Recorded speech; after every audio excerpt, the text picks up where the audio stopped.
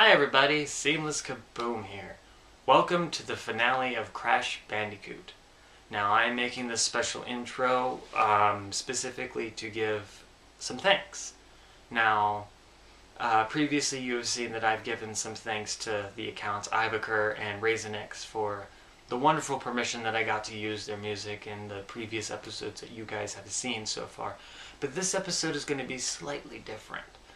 It's actually going to have a brand new track that actually I haven't used just yet, and I got a very special permission from someone that I deemed it needed to be necessary for me to make this special opening. I got in contact with one of the original sound and music composers for the Crash Bandicoot series for the first 4 Naughty Dog games, Josh Mansell. I got in touch with him online because I found that he had released this year the original demo he had composed to get the job for Crash Bandicoot. And I got in touch with him and asked for permission to use his song in this finale, and he was very nice enough to give me the permission. So thank you very much, Josh Mansell. It was an honor to even speak to you. After all, playing these games as a child and growing up with these games and some of the other works that Josh Mansell has done, including like Jak and Daxter, for example. I played all those growing up, so a lot of his music I grew up knowing and things like that. So being able to actually get in contact with Josh Mansell and just even for this one episode, this wonderful opportunity to use an original demo that he created makes me feel really awesome. And I am very happy to have gotten that type of contact and be able to do something like this for all of you guys, as well as something that's kind of a little neat to say that I got in touch with Josh Mansell, original music composer of Crash Bandicoot, and was given permission to use the track that got him the job in the first place. So here we go, enjoy the finale, and thanks again Josh Mansell for the wonderful permission. Alright, welcome back to Crash Bandicoot, and as you can see, I'm at the end of Boulder Dash, and here's the purple gem platform. So here we go. Ooh, that's cool. It's very different, and it's like black light down here. Crash Bandicoot Rave.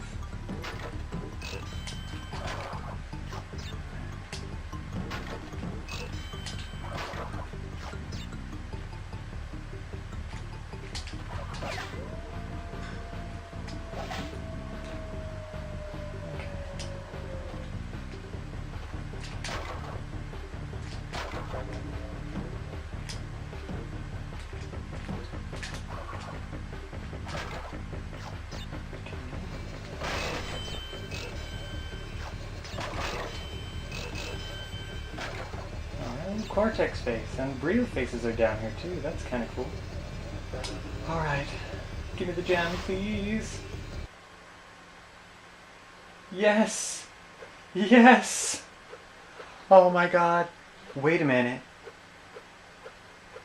You guys know what that means. This is the finale. This is it. This is the end. Alright, are you guys ready? It's time for the battle with Cortex. I don't even have a mask. Unless it gives me one. Oh, it gives me 2. Darn me. Oh, okay. Green ones. I remembered one of them had to, okay, the blue comes that way. And there's one coming this way. And that way. Bap. Bap. There we go. Okay. Ooh. Oh god. Blue, blue, blue, purple, green. Blue. Blue. Oh god, bouncy blues. Oh. Oh god. Oh god. Oh man. There we go. Okay. 2 more hits. 2 more hits. Oh god. Oh no.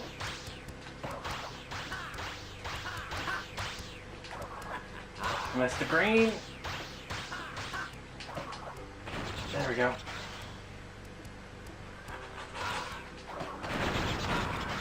Nice. That's it. We did it. Oh. Oh, look at that. He's so happy. With Tana, the gigantic, big-breasted girlfriend holding me in her arms. On a blimp. In front of a burning castle.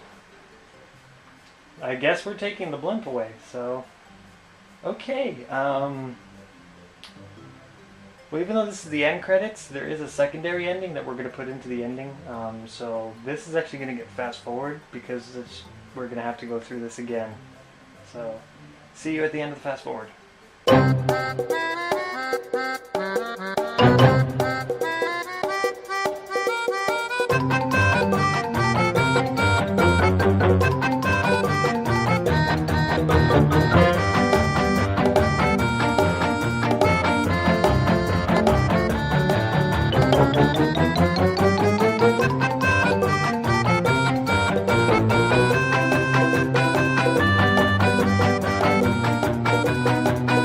Alright, welcome back from the fast forward. So that secondary ending is the Great Hall. If you remember, I tried to go on those gems and I couldn't get past because I didn't have all of them. Now I will be able to. The last thing to do. These ones don't.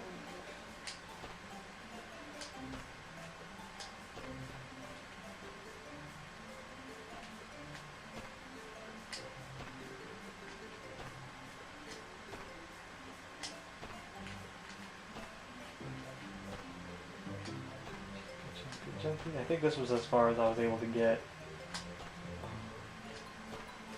Oh dear. Oh. Almost fell. There she is! And she's on a bird.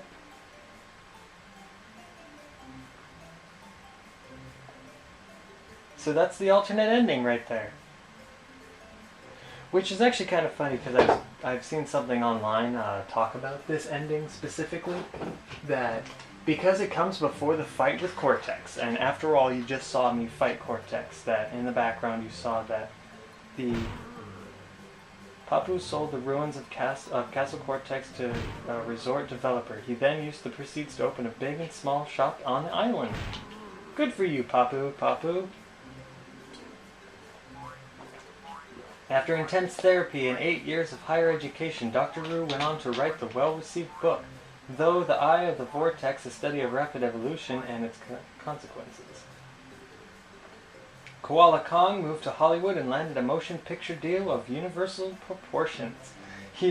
Currently he is working with a speech therapist to improve his diction.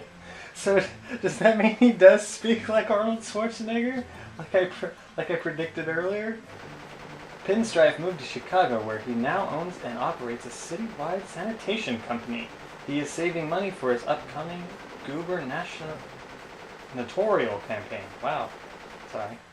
It's just the flashing there, kind of. After the disappearance of his mentor, Dr. Nitrous Brio rediscovered his first love, bartending. Of course it says tending bar, but I don't know if that's broken English or if that's how it should be. The world has heard nothing more of Cortex since Crash foiled his plans, but evil geniuses are harder to squash than cockroaches. That's fun. So anyways, as I was saying, with the ending that we saw previously, with the fire going on the Cortex castle and everything like that, that in fact, since it's not in this one, and you can get to her before you even fight Cortex, that by doing this ending, you don't actually fight Cortex, which creates an alternate timeline. That, of course, obviously with the way the second game starts, which you will see once I start that up, pretty much in the next episode, but for a separate game, that indeed he did fall after the fight and everything like that, but with this ending poses the opportunity that in fact there could be an alternate ending, that he did just disappear. To where I guess you could say somehow he does create the Cortex Vortex, but it wouldn't make sense on why he was able to get the crystal. Josh Mansell! Hey buddy, there's your name in there. That's awesome. And absolutely great. And it's absolutely great and awesome that I was able to get in contact with Josh Mansell himself and be able to get the permission that I did for the song that you hear in this special episode of Crash Bandicoot. So, those are the endings of the first game, and that's it. The game's over. I don't know what else to do. What are the options? Was there a difficulty setting? I don't think there was. No. Yeah, that's what I thought. Okay. So thank you guys very much for joining me on this extremely long, many episode Let's Play. If you want to really just call it a long play, you can. I'm calling all my Let's Plays, simply put. No matter how long they are. But this was great. I'm glad you guys got to enjoy all my rage.